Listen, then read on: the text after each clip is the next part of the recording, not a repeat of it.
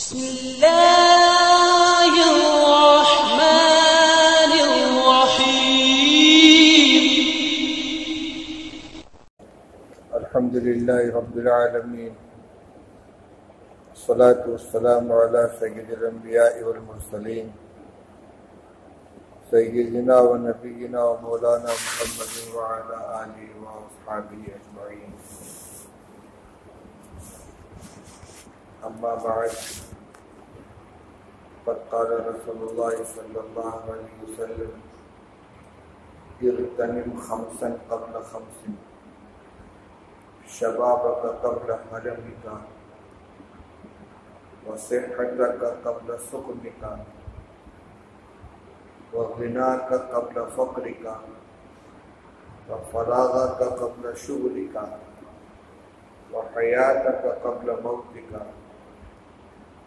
أو كما قال رسول الله صلى الله عليه وسلم.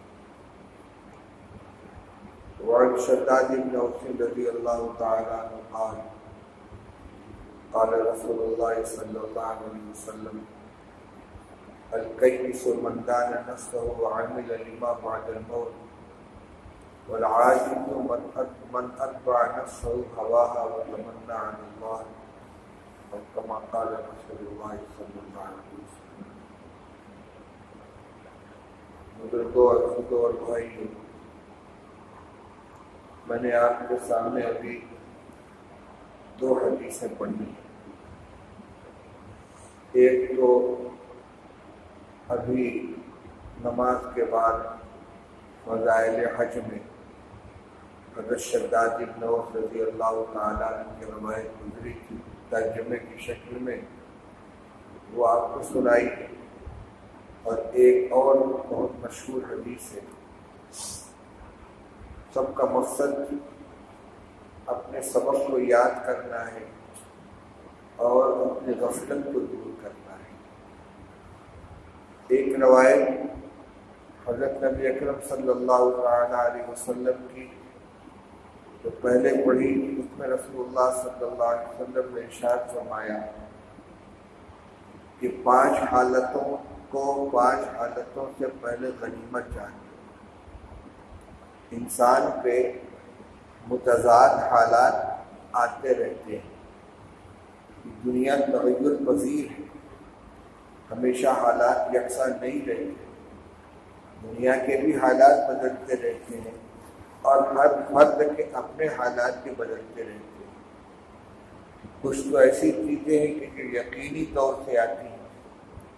مثلاً ایک آدمی پیدا ہوا اور اس نے مثال کے طور پر 60-70 سال کی عمر گزاری، تو عمر کے ہر مرحلے سے گزرنا ضروری ہے. بچپن کا زمانہ بھی اس پر گزرے گا، جوانی بھی آئے گی، ادھیڑ عمر بھی آئے گی، بڑھاپا بھی آئے گا، اس کے بعد موت بھی آئے گی. یہ غیر اختیاری چیزیں، ان میں ایک حالت سے گزرنا پڑے گا. پھر مختلف حالات رہتے ہیں. ایک ہے تندرستی اور ایک ہے بیماری. ایک ہے خوشحالی، ایک ہے تنگ دستی. ایک ہے مصروفیت اور ایک ہے فارغ البالی. اسی طرح ایک ہے غم، ایک ہے خوشی، ایک ہے اطمینان، ایک ہے خوف. یہ متضاد اور متقابل جو صورتیں ہیں ہر انسان کے اوپر پیش آتی رہتی، گزرتی چلی جاتی ہیں. رسول اللہ صلی اللہ علیہ وسلم نے ان متضاد حالات میں سے 5 حالتوں کا انتخاب فرما کر ہمیں متوجہ فرمایا ہے کہ ان 5 حالتوں میں جو ایک دوسرے کی متقابل 5 صفتیں ہیں، کچھ تو وہ حالتیں ہیں جس میں آدمی کام کرنا چاہے تو کر سکتا ہے، اور اس کے مقابل بعض صورتیں وہ ہیں کہ جس میں کام کرنا چاہے تو بھی مشکل پیش آتی ہے. آپ نے فرمایا کہ اغتنم خمسا قبل خمس، 5 حالتوں کے پیش آنے سے پہلے غنیمت جان لو، یعنی اس سے فائدہ اٹھا لو. اغتنام، اس کو ہم لوگ ترجمہ کرتے غنیمت جاننا، یہ عربی کا لفظ ہے. غنم کے معنی آتے ہیں نفع، فائدہ. الغنم بالغرب عربی کا مقولہ ہے کہ آدمی جتنی مشقت اٹھاتا ہے اتنا ہی اس کو نفع حاصل ہوتا ہے، فائدہ حاصل ہوتا ہے۔ اغتنام کے معنی نفع اٹھانا، فائدہ حاصل کرنا۔ اغتنم خمسن، 5 حالتوں سے فائدہ اٹھا لو، کمائی کر لو، نفع حاصل کر لو قبل خمسن، ان کے مقابل جو 5 حالتیں ہیں ان کے پیش آنے سے پہلے پہلے۔ وہ 5 حالتیں کیا فرمائے؟ شباب کا قبل حرمی کا، جوانی سے نفع اٹھا لو بڑھاپے کے آنے سے پہلے پہلے۔ حرم کے معنی انتہائی بڑھاپے کے آنے، ایک ہے شیخوخت بڑھاپا، 50-60 سال کا جو آدمی تو بوڑھا کہلاتا ہے، لیکن 70 سال کے بعد کی جو عمر ہوتی ہے جس میں قوت کمزور ہو جاتے ہیں، ہاتھ پیر میں راشا آنے لگتا ہے، قدم ڈگمگانے لگتے ہیں، یادداشت کھو جاتی ہے، نگاہیں کمزور ہو جاتی ہیں، آدمی اپنے کو موت سے قریب محسوس کرنے لگتا، اس کو کہتے ہیں حرم، انتہائی بڑھاپا۔ رسول اللہ صلی اللہ علیہ وسلم نے جوانی کا مقابلہ انتہائی بڑھاپے سے کیا ہے۔ اس کا مطلب یہ ہوا کہ اس میں بالکل عنفوان شباب مراد نہیں ہے، بلکہ انتہائی بڑھاپا کے آنے سے پہلے جب تک انسان کے اندر کام کرنے کی طاقت ہے، صلاحیت ہے، ہمت ہے، چاہے وہ نوجوان ہو، چاہے 40-45 سال کا ادھیڑ عمر والا ہو، چاہے بال سفید ہو گئے ہوں، لیکن ابھی انتہائی بڑھاپا نہیں آیا ہے، کام کرنے کی ہمت ہے، طاقت ہے، صلاحیت ہے، تو رسول اللہ صلی اللہ علیہ وسلم فرماتے ہیں کہ اللہ کی دی ہوئی اس قوت سے، اس صلاحیت سے فائدہ اٹھا لو، کمائی کر لو۔ اور یہ کمائی کہاں کی ہے؟ آخرت کی کمائی۔ وہاں کی کامیابی حاصل کرنے کے لیے دنیا میں اللہ نے جو موقع دیا ہے اس سے پورا پورا فائدہ اٹھا لو، کیونکہ جب یہ جوانی ختم ہو جائے گی، طاقت کمزور گھٹ جائے گی، ہمت جواب دے دے گی، اس وقت کچھ کرنا بھی چاہو گے تو نہیں کر پاؤ گے، تب افسوس ہوگا کہ ہم نے جوانی میں کمائی کیوں نہیں کی۔ پھر فرمایا صحت کا قبل سقم کا، تندرستی کو بیماری سے پہلے غنیمت جان لو۔ یہاں بھی وہی معاملہ ہے، ایک تو بیمار وہ ہے جو انتہائی بیمار ہوتا ہے، بستر پہ پڑا ہوا ہے، حرکت نہیں کر سکتا، کوئی کام نہیں کر سکتا، لیکن جتنی تندرستی میں آدمی اپنے سارے کام کر لیتا ہے، چلتا ہے، پھرتا ہے، کھاتا کماتا ہے، بول چال رکھتا ہے، دنیا کے سارے کام کر لیتا ہے، اگرچہ ڈاکٹر کے بھی جا رہا ہے، دوائیں بھی استعمال کر رہا ہے، لیکن وہ معذور نہیں ہے، بستر پہ پڑا ہوا نہیں ہے، تو اس کو تندرست ہی کہیں گے، اس کو صحیح اور تندرست کہیں گے۔ تو وہ بیماری کہ جس میں آدمی کام نہیں کر سکتا، صلاحیت جواب دے جاتی ہے، طاقت اور ہمت ٹوٹ جاتی ہے، اس بیماری کے آنے سے پہلے پہلے اللہ نے جتنی صحت و توانائی عطا فرمائی ہے اس سے کام لے لو، کمائی کر لو، کچھ اپنی آخرت کے لیے توشہ اکٹھا کر لو۔ فرمایا وہ غنا کا قبل فقر کا، اپنے خوشحالی کو تنگ دستی سے پہلے غنیمت جان لو۔ تنگ دستی سے مراد بھی یہاں وہی ہے کہ جس میں آدمی اتنا مفلوق الحال ہو جاتا ہے کہ دماغ جواب دے جائے، ہمت چھوٹ جائے، عقل کام نہ کرے کہ کرے تو کیا کرے۔ اس کے نیچے جس میں آدمی کو 2 وقت کی روٹی مل جائے وہ غنی ہے۔ غنی ہونے سے مراد دولت مند ہونا نہیں، اور یہ بات میں اپنی طرف سے نہیں کہہ رہا ہوں، پر حدیث کا مفہوم ہے۔ رسول اللہ صلی اللہ علیہ وسلم نے ایک روایت میں ارشاد فرمایا کہ من اصبح آمنا فی سربہ معافا فی جسدہ وعنده قوت یومہ فکأنما حیزت له الدنیا بحذافیرہا، کہ جس شخص نے اس حال میں صبح کی کہ اپنے گھر کے اندر اطمینان سے ہے، اپنے جسم کے اعتبار سے عافیت میں ہے، کوئی معذوری نہیں، شدید بیماری نہیں، وعنده قوت یومہ، اور اس کے پاس آج کے کھانے کا انتظام ہے۔ قوت کتنے کو کہتے ہیں؟ بہت اعلیٰ درجے کا کھانا نہیں، بلکہ جس غذا سے زندگی بچائی جا سکے، قوت لا یموت۔ سوکھی روٹی بھی ہے جس کو کھا کے پانی پی کے آدمی زندہ رہ سکتا ہے، عربی میں اس کو قوت کہتے ہیں۔ تو آج کے دن کی بقدر ضرورت روزی اس کے پاس موجود ہے۔ 3 چیزیں ہیں، جسم کے اعتبار سے کوئی خاص بیماری نہیں ہے، گھر میں اپنے اطمینان سے ہے، اور آج کے کھانے کا انتظام موجود ہے۔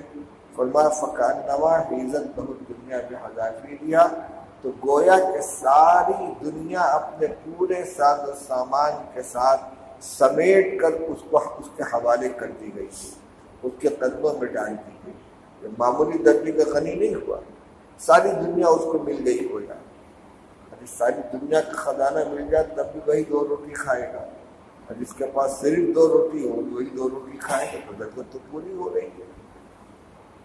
اسی طرح ایک روایت میں آتا ہے کہ ایک عبداللہ ابن عباس رضی اللہ تعالیٰ عنہ کے پاس کوئی شخص آیا اور اس نے اپنی کوئی ضرورت پیش کی، مدد چاہیے۔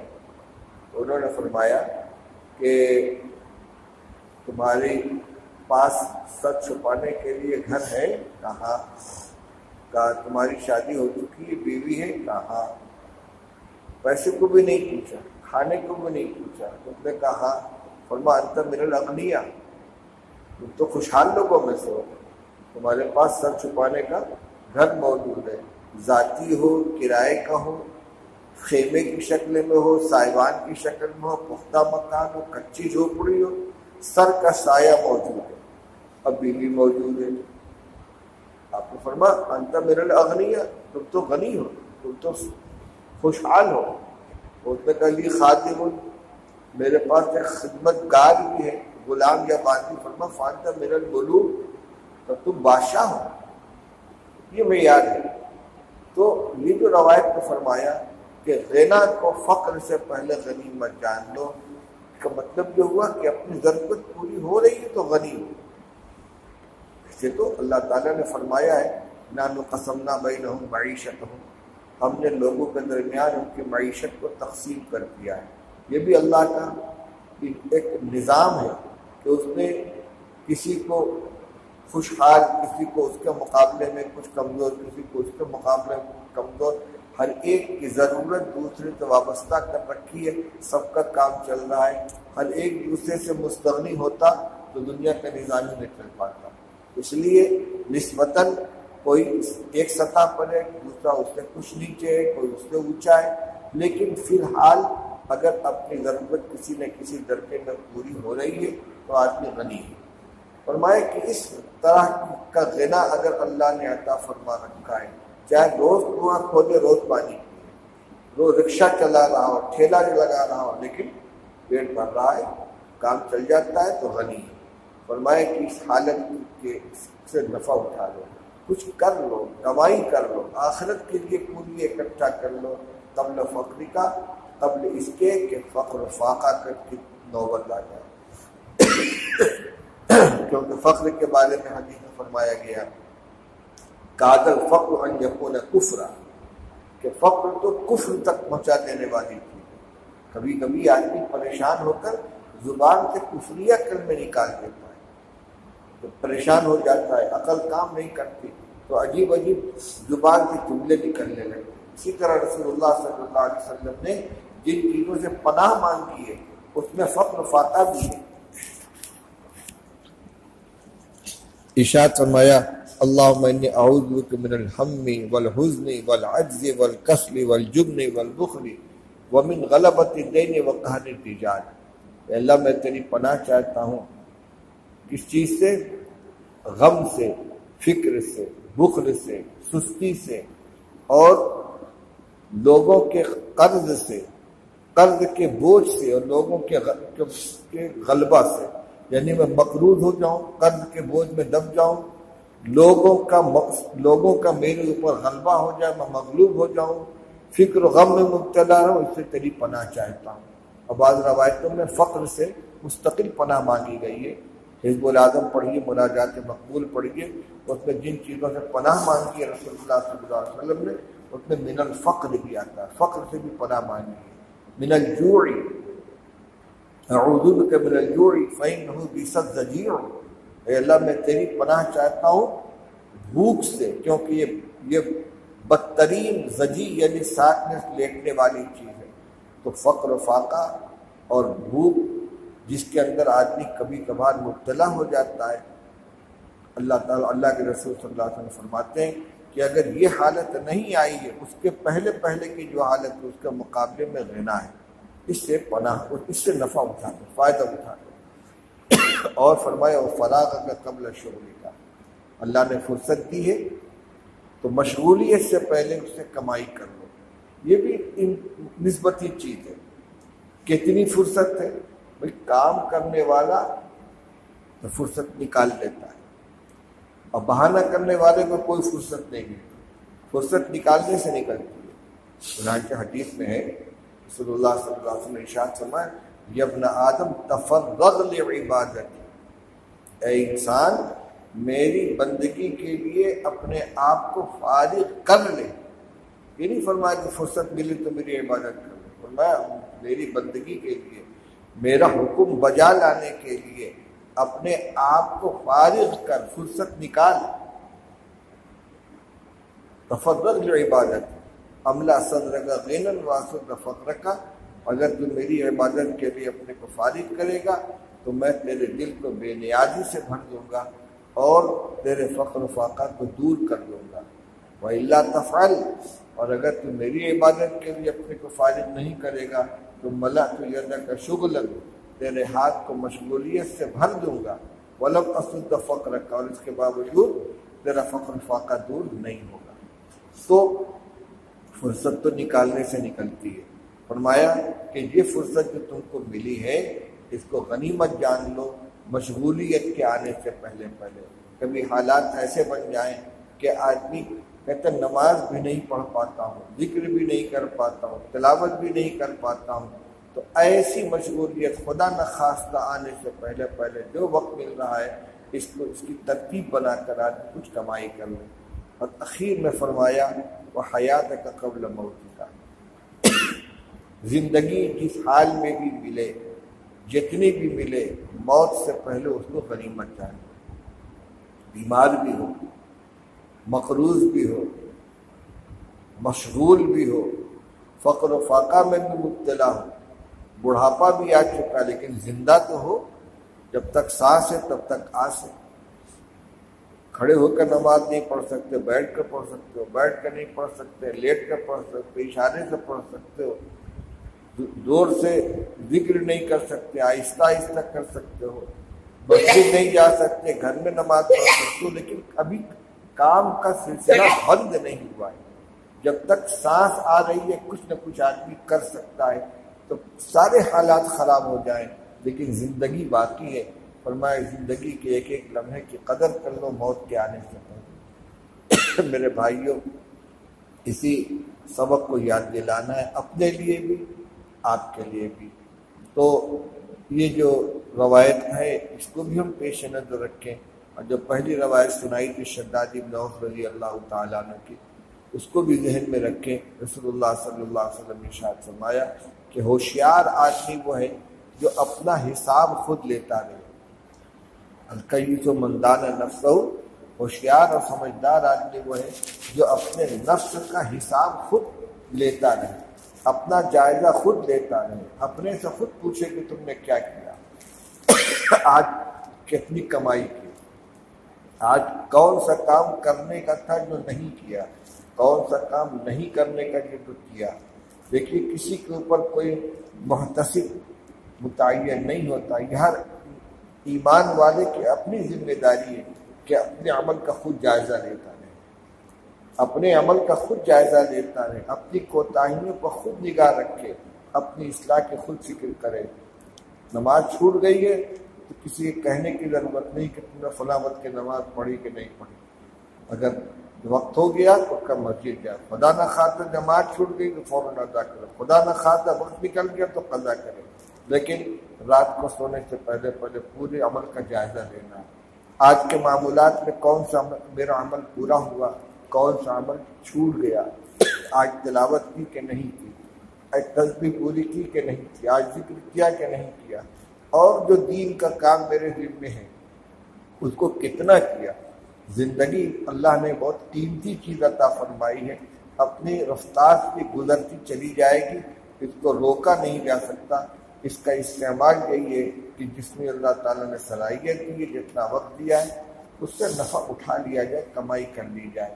تو فرمایا کہ ہوشیار وہ شخص ہے کہ جو اپنے نفس کا محاسبہ خود کرتا رہے اور موت کے بعد والی زندگی کے لیے دنیا میں عمل کرتا رہے، اور وہ شخص عاجز اور ناکارہ ہے کہ جو اپنے نفس کو خواہشات کے پیچھے لگا دے، بس جو جی چاہ رہا ہے، جس چیز کے نفس میں خواہش پیدا ہو اس کو کر رہا ہے، جی یہ چاہتا ہے، من یہ کرتا ہے، بس وہی کر رہا ہے، نفس کا غلام بن کر رہ گیا، خواہشات کا غلام بن کر رہ گیا، اور تمنا علی اللہ، اور اونچی اونچی امیدیں باندھے ہوئی اللہ تعالیٰ سے۔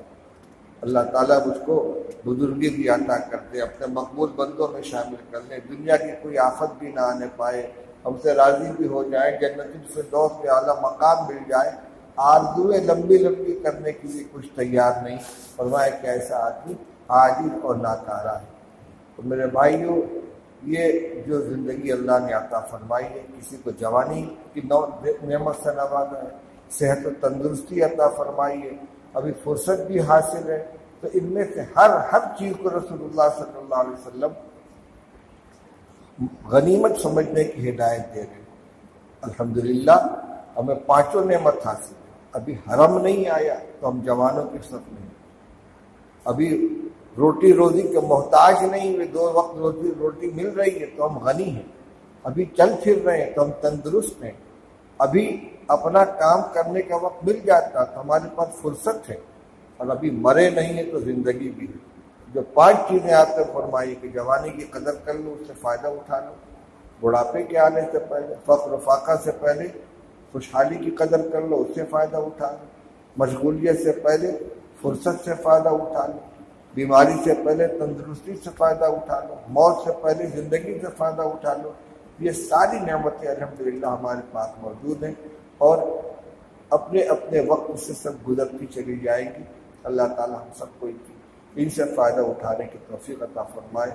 جو اللہ نے اپنے فضل سے ہمیں ایک راستہ دیا ہے کہ ہم اپنی اصلاح کے لیے کچھ عمل کرتے رہیں، ذکر ہے، تسبیحات ہیں، اور جو دیگر معمولات ہیں، کسی کے یاد دہانی، توجہ دہانی کے انتظار میں نہ رہیں، بلکہ اپنی ضرورت سمجھ کر اس کو کرتے رہیں۔